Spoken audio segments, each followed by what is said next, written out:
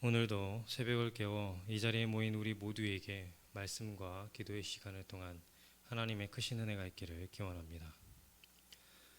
앞서 본문에서 살펴보셨듯이 왕이 되려고 했던 아도니아의 마지막 시도는 실패로 끝나게 됩니다.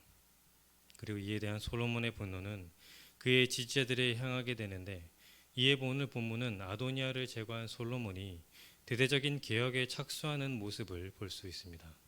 물론 여러 가지 위험 부담이 따르고 어려움이 예상되었지만 그는 결단력과 용기를 가지고 이 일을 추진합니다.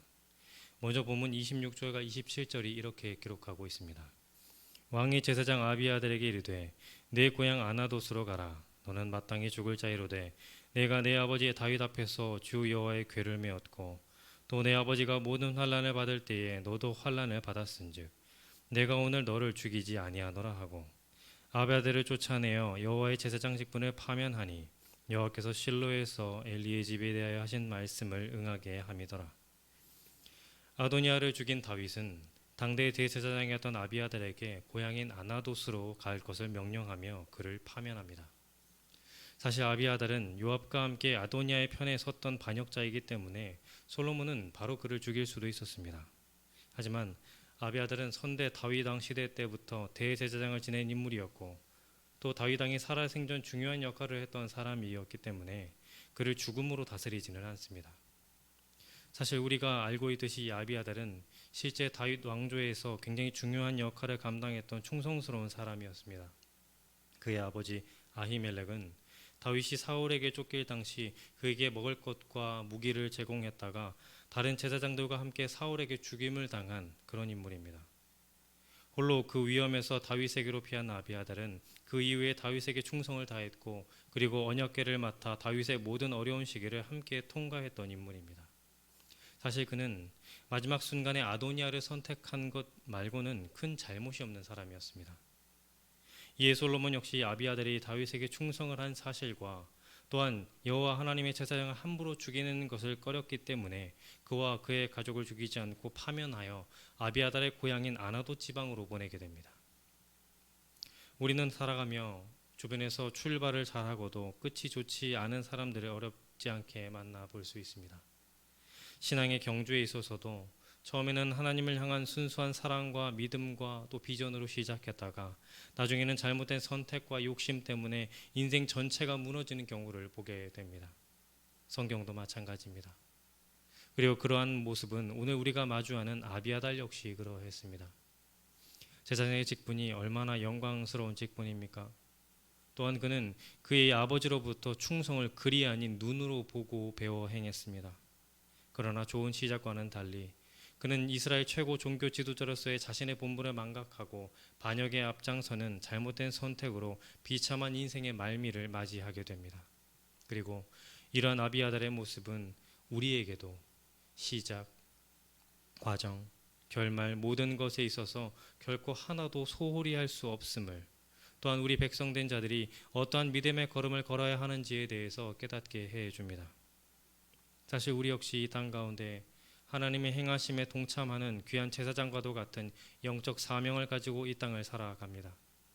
하나님을 알지 못하는 세상 가운데 삶으로 말씀을 증거하고 삶으로 예배를 완성하는 자들로서 부르심을 받았습니다.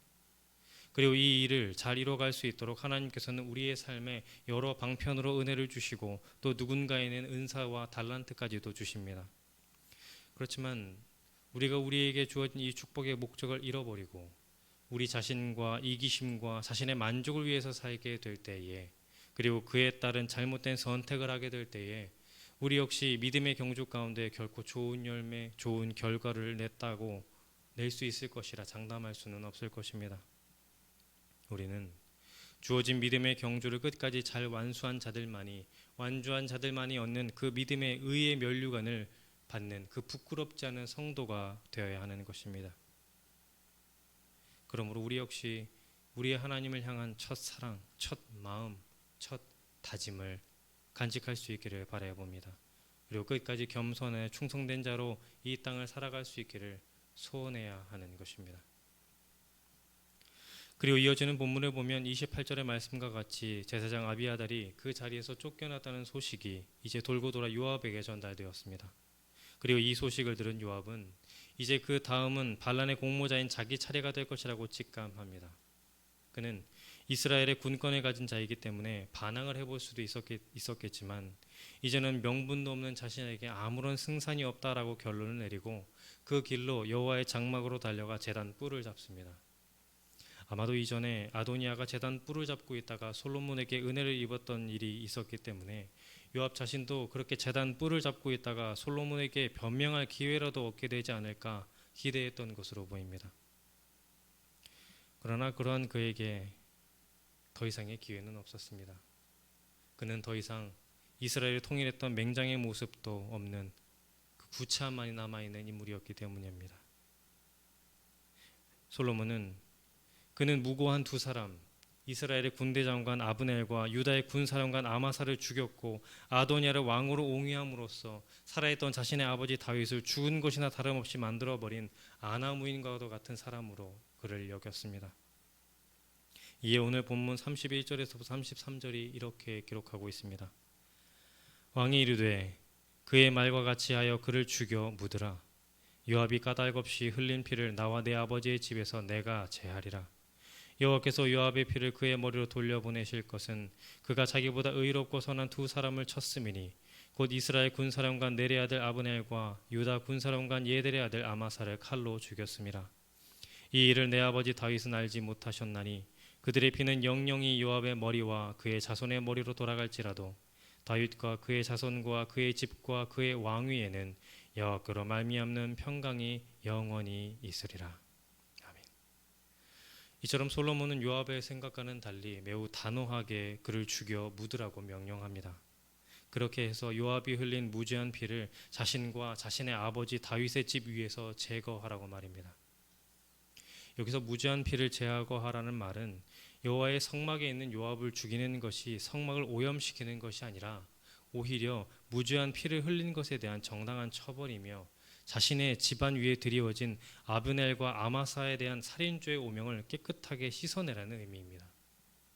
더불어 솔로몬은 앞서 요압에 대한 아버지 다윗의 유언이 있었기 때문에 그를 죽여야 했습니다. 실제 다윗은 자신의 아들 솔로몬에게 요압의 죄를 기억하고 있다가 꼭 죄값을 치르게 해라라고 당부하였습니다. 그리고 이러한 결과 결국 요압은 브나야의 손에 죽임을 당하게 됩니다. 솔로몬의 말에 확신을 얻은 브나야가 바로 성막으로 올라가 성막에서 요압을 죽이는 것입니다.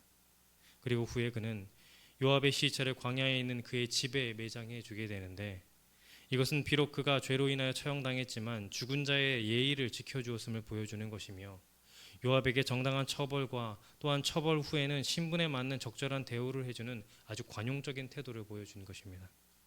그리고 이러한 일을 마친 후에 솔로몬은 요압 대신 브나야를 군대 장관으로 아비아달 대신 사독을 대제사장으로 삼아 다시금 나라를 세워가게 됩니다. 요압의 인생을 돌아보면 사실 그 역시 아비아달처럼 처음부터 이렇게 아나무인이여 완악한 사람은 아니었습니다. 실제 그 역시 다윗과 함께 있을 때만 해도 순수한 마음으로 다윗을 도와 하나님의 왕국, 하나님의 나라를 건설하고자 한 청년이기도 했습니다. 다윗이 사울에게 쫓겨다니는 시절부터 그와 함께하며 다윗 왕권을 세우고 강화하는 일에 큰 공을 세웠음은 부인할 수가 없는 것이죠. 그러나 그는 점점 지위가 높아지고 그리고 많은 사람들의 섬김과 대접을 받고 전쟁이 승리하면서 점점 자기밖에 모르는 심지어 왕의 명령까지도 무시하는 그런 권력에 취해가는 사람이 되어버렸습니다. 결국 그 역시 처음은 잘 시작했을지 몰라도 끝에는 비참한 최후를 맞이하게 되는 것입니다. 말씀을 정리해 봅니다. 우리가 잘 아는 고린도전서 10장 12절에서 바울 사도는 이렇게 권면합니다. 그런즉 선줄로 생각하는 자는 넘어질까 조심하라. 사랑하는 성도 여러분, 우리는 지위가 높아질수록 내 손에 쥐어지는 것이 많을수록 또 나의 수고가 많아지면 많아질수록 우리 자신을 두렵고 떨림으로 되돌아보아야 합니다. 처음에 겸손하고 하나님을 의지했던 그 순수했던 모습을 돌아보아야 하는 것입니다. 얼마나 많은 사람들이, 얼마나 많은 지도자들이 많은 사람들의 인정과 존경 속에서 이 첫 마음, 하나님을 의지했던 첫 순수했던 신앙을 잃어버립니까? 얼마나 많은 사람들이 자신의 자리를 당연한 것으로 여기고 더 많은 것을 채우고자 또 요구하고 또 높임받기를 원하다가 회개할 줄 모르고 자기만을 생각하는 사람이 되어버립니까? 만약 그렇다면 이런 사람들에게 축복이란 오히려 독이 되어버린 것입니다. 사랑하는 성도 여러분, 저와 여러분이 오늘 하루 우리 자신을 돌아보는 하루가 되기를 소원해 봅니다. 혹시 우리가 우리의 자리에 너무 익숙해져 있지는 않습니까? 혹시 우리는 처음에 그 겸손하고 하나님을 순수하게 사랑했던 마음을 잃어버리고 있지는 않습니까? 바라기는 오늘 우리가 말씀 앞에서 나를 돌아보며 주님 앞에서의 첫 마음, 첫 사랑을 다시금 기억해 보기를 원합니다. 그리고 그 시작 지점에서부터 출발한 오늘의 나는 어떠한 과정 가운데 있는지, 나의 발이 섬김과 누림, 자랑과 겸손 그 어느 지점에 서 있는지를 살펴보며 우리 신앙의 매무새를 점검해 보는 것입니다. 아무쪼록 주님 앞에서 그것을 되돌아보며 겸손함으로 또 우리의 높아진 마음이 있다면 그것을 회개하고 또 첫 마음으로 하나님 앞에 다시금 나아가는 그러한 저와 여러분이 되어지기를 간절히 기원합니다. 기도하겠습니다.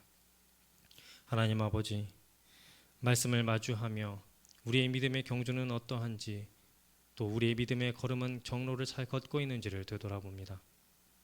우리의 믿음이 처음과 끝이 한결같이 주님을 사랑하고 주님 앞에